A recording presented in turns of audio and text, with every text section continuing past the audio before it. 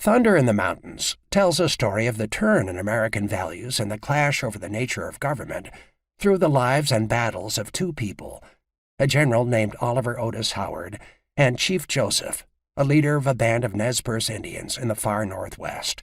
It explores their continuing legacy through the stories of two men who were intent on remembering them both, a lieutenant named Charles Erskine Scott Wood and a Nez Perce warrior named Yellow Wolf.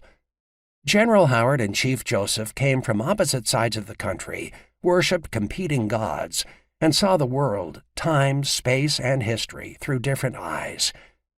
But after their paths intersected in the mid-1870s, together they came to embody some of the defining struggles of the American experience.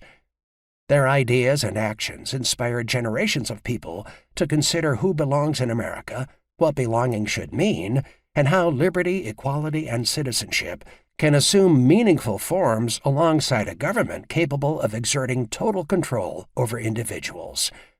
Their story plumbs the nature of political struggle in the United States and the ability of outsiders and dissenting voices to speak to and move sources of power that can seem remote and impossibly large, omnipresent yet invisible.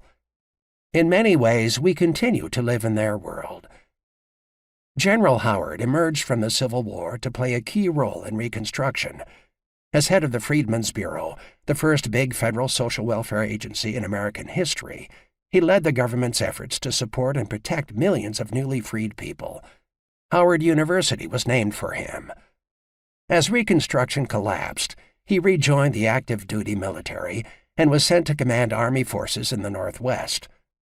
Although the nation's values were changing, Howard was determined to stay in government and represent its shifting interests.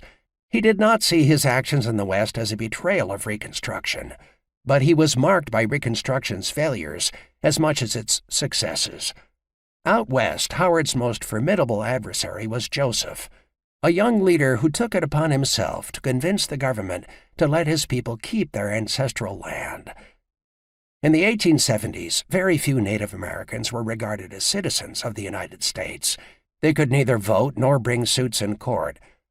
While most Americans were governed primarily by the laws of the individual states in which they lived, most Indians were subject to the plenary power, the full, unadulterated might, of the federal government.